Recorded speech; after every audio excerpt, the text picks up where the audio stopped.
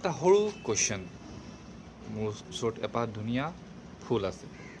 এই ফুলপাহ মই ধুনীয়াকৈ কোনোবা টাবত ৰুই থ'ব পাৰোঁ বা কোনোবা ফ্লাৱাৰ ভাছত পানীত ডুবাই ধুনীয়াকৈ থ'ব পাৰোঁ, বা এইখন হাতেৰেই মই এই ফুলপাহ এইদৰে মুচৰি শেষ কৰি দিব পাৰোঁ। মোৰ হাতখনে এই ফুলপাহক ভালকৈও ৰাখিব পাৰে বা মুচৰি একেবাৰে শেষ কৰি দিব পাৰে। এই কামটো মোৰ হাতেৰে কৰিছে। আৰু এই কামটো কৰোঁতে যদিও মোৰ হাতখন ব্যৱহাৰ হৈছে, কিন্তু মোৰ হাতখনক কোনে কণ্ট্ৰল কৰিছে? মোৰ হাতখনক মোৰ ব্ৰেইনটোৱে কণ্ট্ৰল কৰিছে। মোৰ ব্ৰেইনটোৱে কৈছে নাই, ফুল ধুনীয়া বস্তু, তাক আটোমটোকাৰিকৈ ৰাখিব লাগে, সযতনে ৰাখিব লাগে, বা মোৰ ব্ৰেইনটোৱে কৈছে এই ফুলপাহ ধুনীয়া বস্তু, তাক ফালি চেৰি মুচৰি শেষ কৰি দিয়া। চ' সেইটো হাতখনক মোৰ ব্ৰেইনটোৱে কণ্ট্ৰল কৰিছে। কিন্তু হাতখনক যদি ব্ৰেইনটোৱে কণ্ট্ৰল কৰে, তো আমাৰ ব্ৰেইনটোক কোনে কণ্ট্ৰল কৰিব বাৰু? আমাৰ ব্ৰেইনক কোনে কণ্ট্ৰল কৰে? কি ভাল, কি বেয়া, কিফালে যাব লাগে, কিফালে যাব নালাগে, কি কাম কৰিব লাগে, কি কাম কৰিব নালাগে?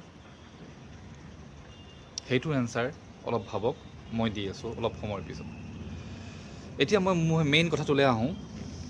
কিমান আৰু কিমান চাম? Rape rape rape rape rape কিমান শুনিম?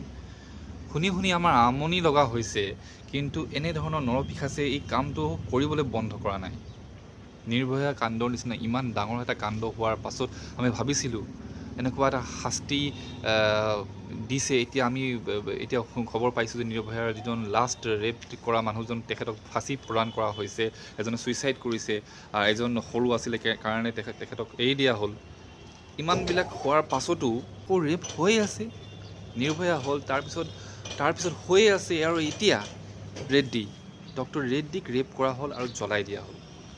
কি ধৰণৰ মানুহ এইবিলাক? মানে কি, সিহঁতি কেনেকৈ জন্ম হৈছে? তেওঁলোকে সঁচাই মাইকী মানুহৰ পেটৰ পৰা জন্ম হৈছেনে? তেওঁলোকৰ কোনো দয়া মমতা একো নাই নেকি? তেওঁলোকৰ ঘৰত বায়েক ভনীয়েক মাক নাই নেকি? মই বুজি নাপাওঁ এইবিলাক কি মানুহ, কেনেকৈ ডাঙৰ হৈছে, সিহঁতৰ কি ছাৰাউণ্ডিংছ, কি কথা মই একো বুজি নাপাওঁ। মাত্ৰ এটা কথাহে কওঁ যে এনেকুৱা মানুহক আমাৰ ছিষ্টেমটো এনেকুৱা মানুহক আমি ধৰাৰ পিছতো আমি সিহঁতক আমাৰ চৰকাৰী জেলত খুৱাই বোৱাই 10-15 বছৰ বহাই ৰখাৰ কি যুক্তি আছে? এনেকুৱা মানুহক মোৰ মতে চাৰিআলিত বা তিনিআলিত থিয় কৰাই গুলি মাৰি দিব লাগে, বা হাত ভৰি কাটি জীৱনৰ কাৰণে পংগু কৰি দিব লাগে। তেনেকুৱা এইবোৰ মানুহ কোৱা, আচলতে মানুহ শব্দটো তেওঁলোকক এটা অপমান কৰা হ'ব তেওঁলোকক কৈ পেলাই, কাৰণ এইবিলাক অধম হয়। এইবিলাক একেবাৰে অধম এটা ক্ৰিয়েচাৰ হয়, যিবিলাক মানুহক জীয়াই থকাৰ অধিকাৰ নাই।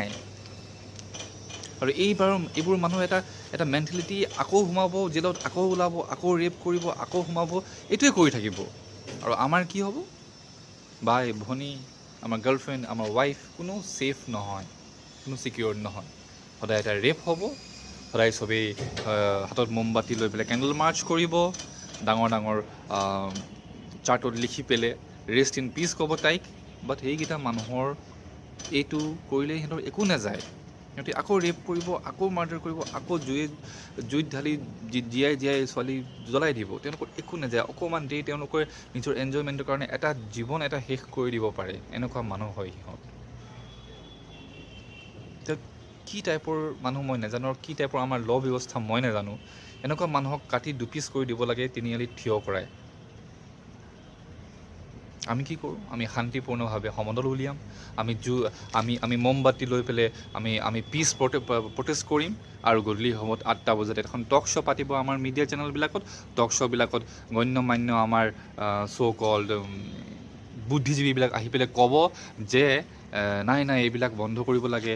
কিছুমানে এক্সপাৰ্ট কমেণ্ট দিব, তেওঁলোকে ক'ব যে এইটোৰ কাৰণে সেই ল'ৰাবিলাক বা সেই টাইপৰ ৰেপিষ্টবিলাকৰ মানসিকতা চেঞ্জ কৰিব লাগে। কি ক'ম মই? মানসিকতা চেঞ্জ কৰিব লাগে? Are you serious? অলপ মগজৰ গণ্ডগোল হৈছে নেকি? আপোনালোকতো বহুত পঢ়া শুনা, বহুত ডাঙৰ গুণী জ্ঞানী মানুহ, আমিতো বহুত সৰু মানুহ। আপোনালোকে নেজানে যে মানুহৰ মানসিকতা চেঞ্জ কৰিব নোৱাৰে? মানুহৰ মানসিকতা চেঞ্জ কৰিব নোৱাৰে মোৰ বাইদেউ, মোৰ মহান পুৰুষসকল। আপোনালোকে ফেমিনিজম কিবা কিবি ডাঙৰ ডাঙৰ মহিলা মুক্তি সংগ্ৰামী কিবা ডাঙৰ ডাঙৰ চেয়াৰমেন কিবা ছেক্ৰেটাৰী হৈ বহি আছে, আপোনালোকে কয় মানুহৰ মানসিকতা চেঞ্জ কৰিব লাগে এইবিলাকৰ। কেনেকৈ কৰিব? আপোনালোকে উপায় দিছে? আপোনালোকৰ উপায় আছে মানসিকতা চেঞ্জ কৰাৰ? নাই।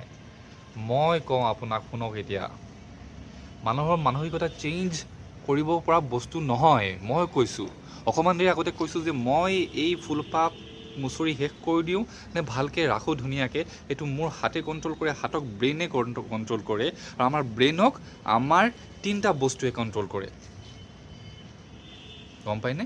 সেইটো হৈছে আমাৰ আপব্ৰিংগিং, আমি কেনেকৈ ডাঙৰ হৈছোঁ, আমাৰ ঘৰত থকা পেৰেণ্টছে আমাক কিদৰে আমাক ডাঙৰ কৰিছে, আপব্ৰিংগিংটো, আমাৰ ছ'চাইটিখন কেনেকুৱা, আমি ক'ত বসবাস কৰোঁ, আমি সৰুৰ পৰা ডাঙৰ হৈ আহোঁতে আমি কি কি বস্তু শিকিছোঁ, এইবিলাক গোটেই বস্তু মিলিহে এটা মানুহ এটাৰ মানসিকতা ডেভেলপ হয়, গঢ় লৈ উঠে।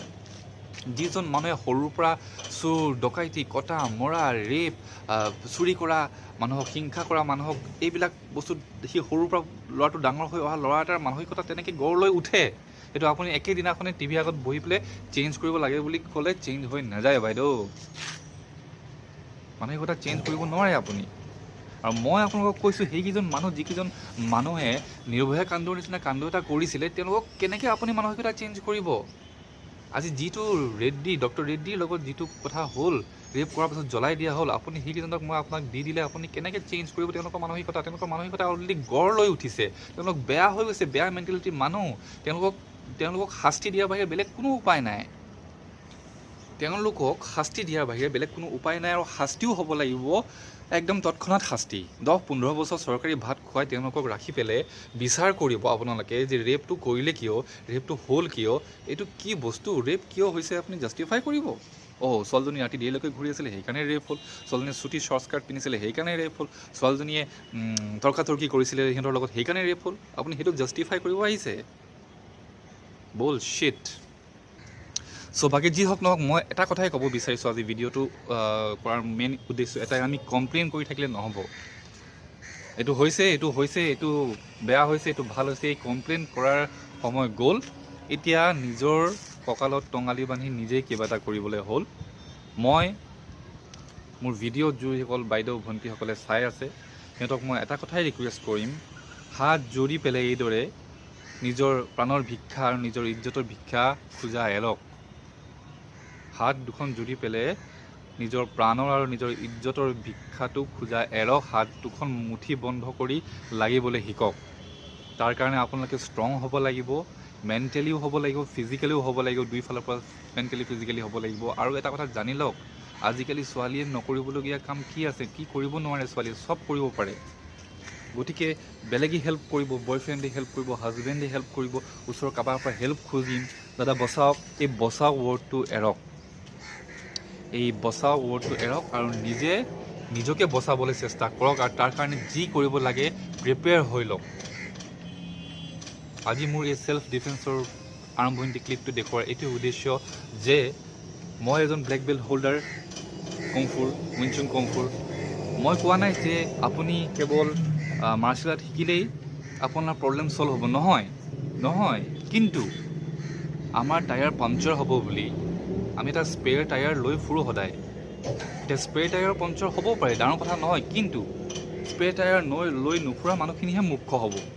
গতিকে আপোনালোকে দেখিছে ইমান এটা বেয়া পৰিস্থিতি, ইমান এটা বেয়া সময় আহি পৰিছে, নিজৰ প্ৰটেকশ্যন নিজে নকৰাৰ বাহিৰে তাত কোনো উপায় নাই। মই আজি মোৰ ভিডিঅ'টো মই ল'ৰাবিলাকক আৰু ছোৱালীবিলাকক মই এনেই জেনেৰেলি নকওঁ, আজি কৈছোঁ যে মোৰ ভিডিঅ' শ্বেয়াৰ কৰক আপোনালোকে, ইমানেই তেওঁলোকক বুজাওক যে নিজৰ ইজ্জত আৰু নিজৰ জীৱন ৰক্ষা কৰি নিজে লাগক, নিজকে ষ্ট্ৰং বনাওক। কেৱল পঢ়া লিখা বা অফিচ গ'লেই নহ'ব, নিজক ফিজিকেলি ষ্ট্ৰং বনাওক। ছোৱালী বুলি মই কোমল আমল সেই দিন গ'ল, টাফ হওক। আৰু মই বিচাৰোঁ আপোনালোকে যিটো জেগাৰ পৰাই মোক চাই আছে, য'তেই আপোনালোকে অসমৰ যিটো কোণতে আছে, তাৰ ওচৰে পাঁজৰে জৰুৰ মাৰ্চেল আৰ্টৰ স্কুল হ'ব, য'ত নেকি কাৰাটে, টাইকোৱাণ্ডো, কংফু বিভিন্ন ধৰণৰ মাৰ্চেল আৰ্ট আজিকালি স্কুল খুলিছে। বহুত এটা আগবাঢ়ি গৈছে মাৰ্চেল আৰ্ট প্ৰচেছটো, আজিকালি আমাৰ বিভিন্ন জেগাত খোলা হৈছে। আমাৰ গুৱাহাটীতো বহুত কেইখন মাৰ্চেল আৰ্টৰ স্কুল আছে। মই নিজে খানাপাৰাত শিকাওঁ, একেবাৰে কম খৰচত, স্পেচিয়েলি ছোৱালীৰ কাৰণে, কাৰণ আমাৰ ল'ৰাতকৈ আজিকালি ছোৱালীবিলাকক বেছি দৰকাৰ পৰা হৈছে। মই সকলোকে এইটোৱে ৰিকুৱেষ্ট কৰোঁ, আৰু মোৰ যিসকলে ভিউৱাৰ্ছসকল আছে, যিখন ল'ৰাসকলে চাই আছে, তেওঁলোককো কওঁ, তেওঁলোকৰ ভণ্টি, তেওঁলোকৰ বাইদেউ, তেওঁলোকৰ ৱাইফ, চবকে এটলিষ্ট সপ্তাহত 3 দিন মাৰ্চেল আৰ্ট ট্ৰেইনিঙৰ কোৰ্চ কৰাওক আৰু যিসকল ছোৱালীয়ে মোক চাই আছে তেওঁলোককো কওঁ আপোনালোকে এইটো মাৰ্চেল আৰ্ট নকৰোঁ মোৰ আমনি লাগে মোৰ বৰ লাগে মই বেলেগ কিবাহে কৰিম এইটো নহয় মাৰ্চেল আৰ্টটো ঠিক যেনেকৈ আমি পঢ়োঁ আমাৰ এইটো বাধ্যতামূলক পঢ়িব লাগে ঠিক তেনেকৈ মাৰ্চেল আৰ্টটো বাধ্যতামূলক হিচাপে আপোনালোকে লওক আপোনালোকে শিকক ভালকৈ শিকক ডেফিনেটলি আপোনালোকে গম পাব যে আপোনালোকে ভিতৰৰ পৰা এটা গম পাব যে মই কিবা এটা পাৰিছোঁ যিটো মই আগতে ভয় আছিলে সেই ভয়টো এতিয়া নাই আপোনালোকে ৱৰ্কিং লেডি হ'ব পাৰে আপোনালোকে টিউশ্যনৰ পৰা দেৰিকৈ আহিব পাৰে আপোনালোকে ৰাতি দেৰি হ'ব পাৰে নিজৰ প্ৰটেকশ্যন নিজে কৰিবলৈ শিকক অসমৰ বিভিন্ন জেগাত চবতে শদিয়াৰ পৰা ধুবুৰীলৈকে মাৰ্চেল আৰ্টৰ স্কুল আছে ছোৱালীবিলাকক মই স্পেচিয়েলি ৰিকুৱেষ্ট কৰিছোঁ যে প্লিজ আপোনালোকে আপোনালোকৰ নিজৰ কাৰণে মাৰ্চেল আৰ্টটো এটা কম্পালচৰি দিনৰ এটা কম্পালচৰি ৰুটিন হিচাপে ভাবি পেলাই জইন কৰক কাৰণ এনেধৰণৰ পিশাচবিলাকৰ পৰা বাচিবৰ কাৰণে আমি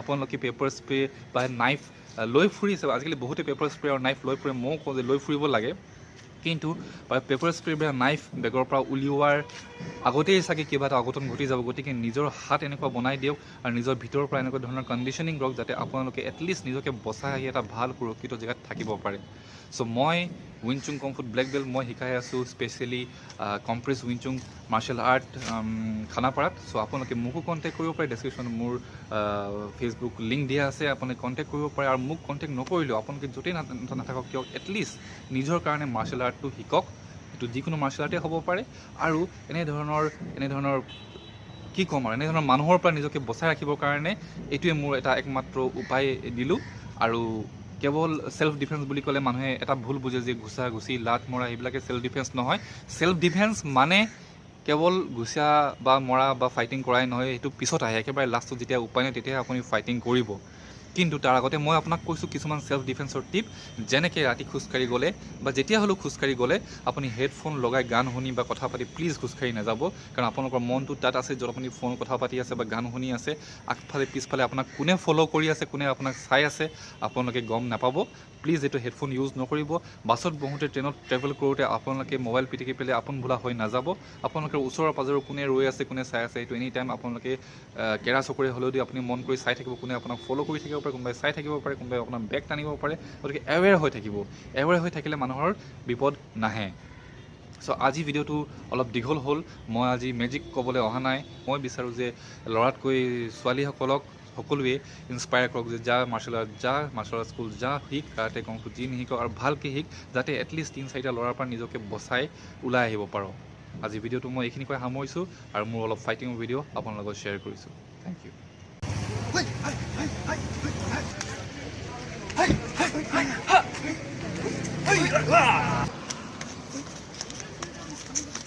Hey!